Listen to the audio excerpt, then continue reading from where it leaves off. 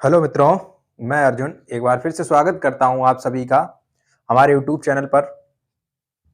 आइए हर रोज की तरह आज का भी एक छोटा सा टॉपिक लेकर के आए, क्लास 12th बायो। तो आज का टॉपिक आपका रहने वाला है निषेचन। आपने अपने टॉपिक में पढ़ा होगा कि आवृतबीजी पौधों में निषेचन कैसे होता है। आवृतबीजी पौधों के निषेचन को समझाइए, या ये जो क्वेश्चन आपके बनते हैं, निषेचन क्या होता है, निषेचन क्रिया क्या है, ये कब प्रारंभ होती है, इसके पश्चात जो है निषेचन के पश्चात जो है किस चीज का निर्माण होता है, और ये सारी चीजें आज हम इस वीडियो में समझने वाले हैं। आइए हम इस वीडियो को शुरू करते हैं और समझते हैं इसमें आज का टॉपिक निषेचन। निषेचन क्या होता है? देखिए, पहले तो आपको सिंपल लैंग्वेज में बताऊं, निषेचन क्या होता है। परागण के बाद पश्चात होने वाली क्रिया होती है आपकी निषेचन। परागण क्या होता है? देखिए, परागण क्या होता है, आप जो पुष्प में हमने बताए हुए आपके जो दो भाग होते हैं पुष्प के, एक जायांग और एक आपका पुमंग। तो जायांग और पुमंग आपका दोनों भाग रहे। एक जायांग आपका नर भाग जायांग आपका मादा भाग होता है और पुमंग आपका नर भाग होता है। तो पुमंग पर आपके पराग कोष पाए जाते हैं जिनमें परागकण उपस्थित होते हैं, और जायांग जो कि आपका पुष्प का मादा भाग होता है जिसपे वर्तिकाग्र उपस्थित होता है, और जो परागकण होते हैं वो निकल करके वर्तिकाग्र पर पहुंचने की जो क्रिया होती है उसी को परागण कहा जाता है। ठीक है, इसके पश्चात जो क्रिया प्रारंभ होती है उसको बोलते हैं निषेचन, जो कि आज हम इस वीडियो में जिस पर चर्चा करने वाले हैं, जिसपे हम आज आपके और हमारे बीच थोड़ा सा वार्तालाप होगा निषेचन पर। आइए तो वीडियो को शुरू करते हैं और समझते हैं निषेचन क्या है। आप हमारे पास ये साथ में ये डायग्राम देख रहे होंगे। ये पूरा का पूरा जो है आपके जो निषेचन की क्रिया के लिए हमने इस डायग्राम को आपको समझाने के लिए बताया हुआ है। एक वीडियो और हमारा पड़ा हुआ है, आप उसे जाकर पहले देख लें, जिसमें हमने आपके बीजांड की संरचना को समझाया हुआ है। ये अंदर की जो संरचना है वो आपका पूरा का पूरा बीजांड की ही संरचना है। ठीक है, तो इस पे हमने एक वीडियो बनाया रखा है, आपको देख लें उसको वीडियो को, तो ज्यादा आपको समझने में यहाँ पर सरलता रहेगी इसको समझने में। तो आइए आपको बता दें, पहले थोड़ा सा आपको डायग्राम के बारे में बताते हैं, इस चित्र के बारे में, कौन सा पॉइंट कहाँ पर है, क्या बोलते हैं उसको, उसके बाद आपका वीडियो शुरू करते हैं। ठीक है, आइए देखें इसमें क्या होता है। ये वाला हिस्सा जो पूरा है बाहर का, ये पूरा हिस्सा जो है आपको देख रहे हैं, इसको बोलते हैं वर्तिकाग्र। इसको बोलते हैं वर्तिकाग्र। इस पे नाम लिखा नहीं हुआ है, बस आप इसको थोड़ा सुने ध्यान से। इस पे जो है वर्तिकाग्र बोलते हैं। ठीक है, इसी पर जो ये आप जो देख रहे हैं, ये रेड कलर से आपको हमने जो आपको दिखाए हुए हैं, इनको बोलते हैं परागकण। यही परागकण है, यहाँ पर आकर के चिपक जाते हैं। यहाँ पर एक तरल शर्करा होती है, जो आपका तरल पदार्थ होता है, जिसके कारण जो है यहाँ पर इसके जो कण आते हैं वो चिपक जाते हैं। ठीक है, उसी शर्करा को सोख कर ये क्या करते हैं, फूल जाते हैं और उनका अंकुरण प्रारंभ हो जाता है। ठीक है, तो इनमें ये अंकुरण जो है यहाँ पर आए हुए हैं, ये अंकुरण यहाँ पर रखे हुए हैं आपके, ये जो है अंकुरण परागकण रखे हुए हैं यहाँ पर, और कुछ इनमें से अंकुरित हो गए। जैसे ये वाला एक परागकण, ये वाला परागकण जो अंकुरित हुआ है, इसी को लिख रखा है अंकुरित कण। ठीक है, अंकुरित परागकण। और ये नलिका जो अंदर की ओर गई है, ये वाली नलिका यहां से लेकर के यहां तक जो नलिका गई हुई है, इसको बोलते हैं पराग नलिका। इसको बोलते हैं पराग नलिका। ठीक है, और ये वाली जो संरचना है, ये आप देख रहे हैं जो अंदर की ओर, इसको बोलते हैं बीजांड। और ये यहाँ पर जो आपके दो डॉट आपको दिख रहे हैं, ये छोटे छोटे से कॉलम बना रखे हैं, इनको बोलते हैं प्रतिमुखी कोशिकाएं। ठीक है, ये जो केंद्रक हैं यहाँ पर लिखे हुए हैं, बीच में केंद्र में रखे हुए हैं, इनको बोलते हैं ध्रुवीय केंद्रक। इनको क्या बोलते हैं, ध्रुवीय केंद्रक। ठीक है, और नीचे जो है आप देख रहे हैं इनको, ये साइड वाली दो कोशिकाएं, ये साइड वाली दो कॉलम आपको दिख रहे हैं, इनको सहायक कोशिकाएं बोलते हैं। इनको सहायक कोशिकाएं बोलते हैं। और जो आपके ये बीच में दिख रहा है, इसको बोलते हैं, और ये आपके जो बीच में आपको दिख रहा है, ये वाला जो ब्लैक करके रखा हुआ है, इसको बोलते हैं अंड कोशिकाएं। और इसमें ये छोटा सा हमने डॉट करके यहाँ पर ये रेड कलर का ये यहाँ पर जो दिखाए हुए थे, इनको ये है नर परागकण है, ये युग्म, दो नर युग्म है जो युग्म के रूप में यहाँ पर आए हुए हैं, जो ऊपर से परागकण के रूप में ये पराग नलिका के माध्यम से आपके बीजांड तक पहुंचे हुए, अंडाशय तक पहुंचे हुए। ठीक, तो ये पूरा आपका बायोडाटा रहा इसके आपके जो है पराग वर्तिकाग्र का, आज निषेचन की जो क्रिया के लिए हमने डायग्राम आपको बनाया हुआ है, इस डायग्राम को देखें। इसमें क्या है, ये इसे बोल सकते हैं निषेचन की अनुप्रस्थ काट का चित्र। निषेचन के अनुप्रस्थ काट का डायग्राम या सचित्र वर्णन है ये आपका। ठीक है, तो आज का आपका ये टॉपिक हम इस पर चर्चा करेंगे। तो हमने आपको डायग्राम के बारे में बताया, अब थोड़ा सा परिभाषा पर आते हैं। तो इसको परिभाषा को देखिए, निषेचन क्या होता है। पहले तो सिंपल लैंग्वेज में बताऊं निषेचन क्या होता है। पुष्प के नर कण नर और मादा के युग्मकों का मिलना या संयोग जो होता है वही आपका निषेचन कहलाता है। ठीक है, तो इसमें देखिए परिभाषा कैसे लिखेंगे। देखिए, नर व मादा युग्मक के संयोगमन की क्रिया आपकी निषेचन कहलाती है। ये क्या होता है, पुष्पी पादपों में पराग कणों व अंड कोशिकाओं के युग्मन से होती है। निषेचन जो है पुष्पी पादप जो होते हैं उनके परागकण और अंड कोशिकाओं के युग्मन से, उनके संयोग से ये क्रिया प्रारंभ होती है, संपन्न होती है इसमें। ठीक है, तो आपकी ये निषेचन की क्रिया हुई क्या, नर व मादा के कणों का संयुग्मन, नर व मादा के कणों का संयुग्मन या युग्मों का संयुग्मन ही आपका क्या कहलाता है, निषेचन कहलाता है। नर व मादा के युग्मकों का संयोजन ही आपका निषेचन कहलाता है। ठीक है, आइए इस पे देखो आगे थोड़ी एक हेडिंग देखेंगे आप, क्या, पराग कणों। जब ये आपके कण यहाँ पर पहुंच जाते हैं, वर्तिकाग्र पर पहुंच जाते हैं, तो उसी के लिए ये लिखी हुई हेडिंग क्या, पराग कणों का वर्तिकाग्र पर अंकुरण। अब ये वर्तिकाग्र पर पहुंचेंगे तो वहीं से इनका अंकुरण प्रारंभ हो जाएगा, वहीं से इनका अंकुरण प्रारंभ हो जाएगा। तो देखिए क्या होता है इसमें, देखें इस क्रिया में पराग कण वर्तिकाग्र पर पहुंचकर उपस्थित तरल पदार्थ को सोख लेते हैं। वर्तिकाग्र पर पहुंचते हैं परागकण और वहां पर एक शर्करा जो है तरल पदार्थ के रूप में उपस्थित होती है, उसको ये सोख लेते हैं। उसके बाद ये क्या होते हैं, उसको सोख कर फूल जाता है, ये उसको सोख कर फूल जाता है और फिर क्या होता है, अंतःचोल पराग नलिका के रूप में बाहर आ जाता है। और अंतःचोल जो होता है वो पराग नलिका के रूप में बाहर आ जाता है। फिर इसमें क्या होता है, फिर नाल केंद्रक में नर युग्मक बनते हैं। फिर क्या होता है, नाल केंद्रक में नर युग्मक बनते हैं जो बीजांड में पहुंचने से पूर्व विघटित हो जाते हैं। जो बीजांड में पहुंचने से पूर्व क्या हो जाते हैं, विघटित हो जाते हैं, मतलब विखंडित हो जाते हैं, टूट जाते हैं, अलग अलग हो जाते हैं। युग्मक जो होते हैं अलग अलग हो जाते हैं। ठीक है, तो ध्यान रखेंगे कि आप वर्तिकाग्र पर अंकुरण का क्या होता है। पहले अंकुरण के लिए आपका परागकण पहले वर्तिकाग्र पर पहुंचता है, फिर वहां पर एक शर्करा युक्त तरल पदार्थ भरा होता है, उसको सोख कर फूल जाता है।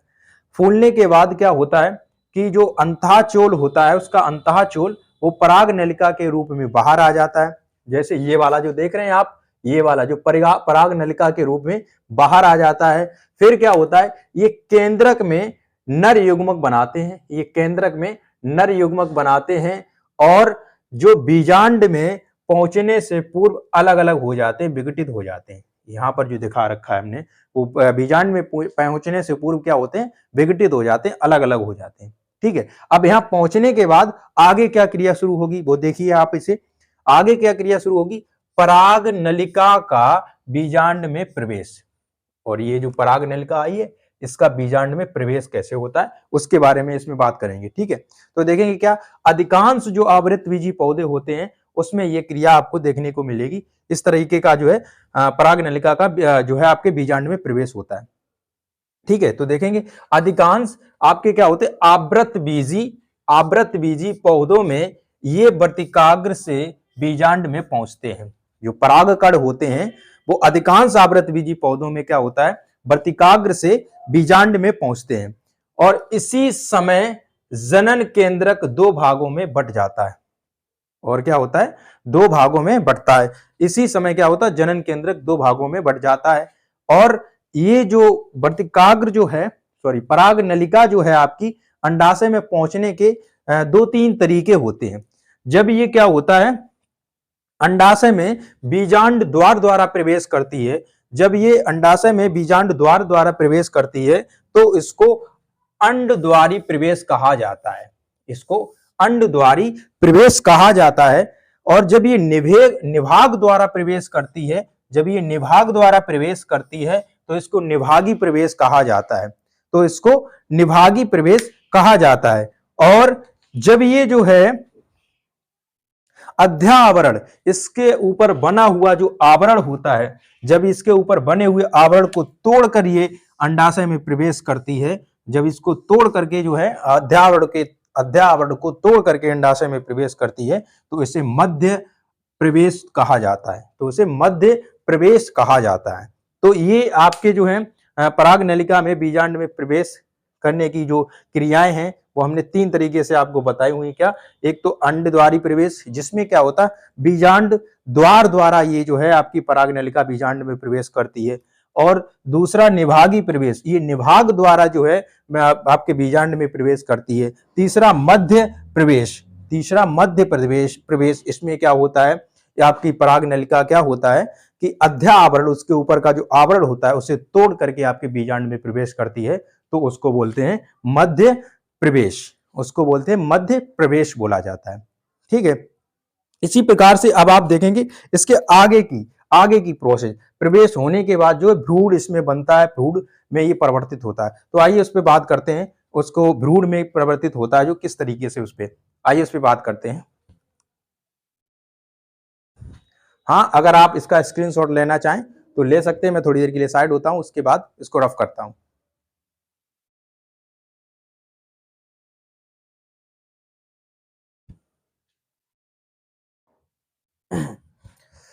फिर ये क्या होता है कि आपके बीजांड में प्रवेश करने के बाद ये पराग नलिका भ्रूण कोश में प्रवेश करती है। भ्रूण कोश में कैसे प्रवेश करती है उसका देखेंगे। क्या? देखो, पराग नलिका का भ्रूण कोश में प्रवेश, भ्रूण कोश में कैसे प्रवेश होता है इसका देखेंगे। इसको पराग नलिका भ्रूण कोश में बीजांड द्वारी तंतुमय छोर से प्रवेश करती है। पराग नलिका भ्रूण कोश में बीजांड द्वारी तंतुमय छोर से प्रवेश करती है। पराग नलिका का अंतिम सिरा अंड व सहायक कोशिकाओं के बीच से प्रवेश करता है। अंतिम सिरा सहायक व अंड कोशिकाएं, ये जो आप देख रहे हैं सहायक कोशिकाएं और ये बीच वाली जो आपकी अंड कोशिका है, इसके बीच से प्रवेश करता है। और फिर क्या होता है, जो सहायक कोशिका में फट कर युग्मकों को स्वतंत्र कर देता है और सहायक कोशिकाओं में पहुंचता है, और जिससे ये कोशिका क्या होती, फट जाती है, और जो इसमें नर युग्मक भरे होते हैं वो स्वतंत्र हो जाते हैं। वो क्या होते हैं, इसमें जो नर युग्मक भरे होते हैं वो स्वतंत्र हो जाते हैं। ठीक है, तो ये है आपका क्या, पराग नलिका में भ्रूण में प्रवेश का ये कैसे करता है। इसके बाद क्या होता है, ये भ्रूण कोश में जैसे ही पहुंचते हैं आपके परागकण जैसे ही भ्रूण कोश में पहुंचते हैं तो उसमें क्या होता है, नर और मादा युग्मकों का संलयन होता है, मिलना होता है वहां पर। जैसे अब नर युग्मक मिलकर के मादा अंड कोशिका से मिलकर के आपकी संरचना बनाते हैं, जिसमें एक द्विगुणित एक त्रिगुणित होती है। तो आइए इसको समझते हैं, उस पर बात करते हैं। क्या? नर व मादा युग्मकों का संलयन, नर व मादा युग्मकों का संलयन। जब ये भ्रूण कोश में आपकी पराग कोशिका, ये पराग नलिका पहुंच जाती है, भ्रूण कोश में जाकर के ये सहायक कोशिकाओं में फट जाती है, उसके बाद होता है नर व मादा युग्मकों का संलयन। तो देखेंगे क्या, भ्रूण कोश में नर युग्मक अंड कोशिका से मिलकर द्विगुणित युग्मक का निर्माण करते हैं, जिसे संलयन कहा जाता है। जो क्रिया जो है संलयन कहलाती है। ठीक है, क्या? भ्रूण कोश में नर व मादा के अंड कोशिकाओं के मिलकर के जो द्विगुणित संरचना बनती है उसी को संलयन कहा जाता है। ठीक है, अर्थात उनके युग्मकों का मिलना जो होता है, युग्मकों का मिलना ही संलयन कहलाता है। ठीक है, तो आगे देखेंगे इसमें क्या कि आप इसमें एक चीज थोड़ी सी नोट कर लें। क्या? दो जब इसके जैसे आपका नर युग्मक जो होगा उसका एक युग्मक, नर का एक युग्मक, और जो आपका मादा होगा उसका भी एक अंड कोशिका, उसकी भी एक अंड कोशिका मिल करके द्विगुणित संरचना बनाती है, द्विगुणित संरचना बनाती है, जो बाद में जाकर के आपके भ्रूण में परिवर्तित होता है, जो बाद में भ्रूण में परिवर्तित होता है। वही उसमें क्या होता है, अगला देखेंगे उसमें क्या होता है, एक नर युग्मक और दो अंड कोशिकाएं मिल करके त्रिगुणित युग्मक बनाती हैं। एक नर युग्मक और दो अंड कोशिकाएं मिलकर के त्रिगुणित युग्मक बनाती हैं, जो बाद में जाकर के आपका भ्रूण कोश में परिवर्तित हो जाता है। और जो भ्रूण होता है आपका जो भ्रूण होता है वो आपका आगे चल के जो है फल में परिवर्तित होता है। और भ्रूण पोष जो होता है वो उसको जो है भ्रूण को पोषण देने का कार्य करता है। भ्रूण पोष जो होता है वो भ्रूण को पोषण देने का कार्य करता है। तो ये आपका निषेचन आपने देखा, इसमें निषेचन क्या है क्या नहीं, इसको हमने आपको डायग्राम के जरिए से आपको पहले डायग्राम पूरा बताया। तो इसमें एक बार फिर से पूरा का पूरा आपका आज का टॉपिक एक बार फिर से रिवाइज कर देता हूं। देखिए इसमें क्या होता है कि इसमें जब आपके परागकण पहुंचते हैं, परागकण क्या होता है, इस पे एक शर्करा युक्त एक तरल पदार्थ भरा होता है, वो उसको सोख कर फूल जाते हैं। फूलने के बाद क्या होता है, वो जो है अंकुरित होना प्रारंभ हो जाते हैं, जो जिनसे उनका बीज चोल जो है कैसा हो जाता है, खुल जाता है और जो है ये अंकुरित होना प्रारंभ हो जाते हैं। जब ये अंकुरित होते हैं तो उसके बाद क्या होता है, इनके परागकणों का पराग नलिका में पहुंचना, पराग नलिका में पहुंचना। तो पराग नलिका में क्या है कि ये पराग नलिका या इस पराग नलिका के माध्यम से जो होते हैं परागकण बीजांड में जो आपके पहुंचते हैं, तो ये पहले आपके पहुंचेंगे बीजांड में। बीजांड में पहुंचने के बाद ये आपकी पराग जो कोशिका होगी, ये पराग नलिका जो होगी वो बीजांड में प्रवेश करेगी। हमने कहा आपको 3 प्रकार से प्रवेश करती है। एक तो इसको निभागीय प्रवेश कहते हैं, एक अंडद्वारीय प्रवेश कहा जाता है, एक आपका जो मध्य प्रवेश कहा जाता है। ठीक है, उसके बाद आप देखेंगे क्या, इसका पराग नलिका का भ्रूण में प्रवेश, पराग नलिका का भ्रूण कोश में प्रवेश करें। यहाँ पर भ्रूण कोश में प्रवेश, पराग नलिका का भ्रूण कोश में प्रवेश। भ्रूण कोश में प्रवेश क्या है, पराग नलिका भ्रूण कोश में बीजांडी द्वार के तंतुमय छोर से प्रवेश करती है, जिसमें क्या होता है पराग नलिका का अंतिम सिरा जो उसकी सहायक कोशिकाएं और अंड कोशिका के बीच से होते हुए जाकर के प्रवेश करती हैं। और ये आपकी पराग नलिका जो है सहायक कोशिकाओं में जाकर के खुल जाती है, जिससे उसमें जो पराग कण भरे होते हैं, नर युग्मक जो भरे होते हैं, वो स्वतंत्र हो जाते हैं। फिर ये कोशिका क्या होती है, पहुंचती है आपके भ्रूण कोश में। पहुंचने के बाद वहां जब नर युग्मक स्वतंत्र हो जाएंगे तो उसमें उपस्थित मादा अंड कोशिकाएं जो होंगी उनसे इनका संलयन होता है। उसी को कहा जाता है नर व मादा युग्मकों का संलयन। ठीक है, उनसे इसका संलयन होगा, मतलब वो जाकर के उससे मिलते हैं, जिसमें एक नर युग्मक एक आपके मादा कोशिका से अंड कोशिका से मिलता है। तो वहां पर आपका मिल करके जो है द्विगुणित संरचना बनती है जो भ्रूण में परिवर्तित हो जाता है। और दो आपकी जो है अंड कोशिकाएं, दो आपकी अंड कोशिकाएं और एक आपका जो है नर युग्मक मिलकर के एक त्रिगुणित संरचना बनाता है, जो आगे चल के भ्रूण कोश में परिवर्तित होता है, भ्रूण कोश में परिवर्तित होता है। ये भ्रूण कोश है, वो भ्रूण पोष है, वो भ्रूण पोष है। तो भ्रूण पोष का काम अगर आपसे पूछा जाए कि भ्रूण पोष का कार्य क्या होता है, भ्रूण पोष का कार्य क्या होता है, भ्रूण पोष जो है भ्रूण को पोषण देने का कार्य करता है। जिस तरह से मनुष्यों को गर्भ में बच्चों को प्लेसेंटा के द्वारा पोषण मिलता है, प्लेसेंटा नाल के द्वारा पोषण मिलता है, उसी तरीके से जब तक भ्रूण अवस्था में आपका फल जो रहता है तब तक उसको पोषण देने का कार्य भ्रूण पोष करता है इसमें। तो आज का टॉपिक आपका, उम्मीद करते हैं आप सभी को आज का टॉपिक आपका जो हमने आपको निषेचन बताया उसमें आपको समझ में आया होगा क्या जो आपका टॉपिक रहा आज का। और अगर वीडियो अच्छा लगा हो तो अपने इष्ट मित्रों के साथ शेयर करें और उनसे कहें कि चैनल को भी सब्सक्राइब कर लें, ताकि आपके पास ऐसे आपके टॉपिक रिलेटेड वीडियो मिलते रहें आपको। चलिए आज के लिए फिलहाल इतना ही, मिलते हैं एक नए वीडियो में के साथ, तब तक के लिए धन्यवाद।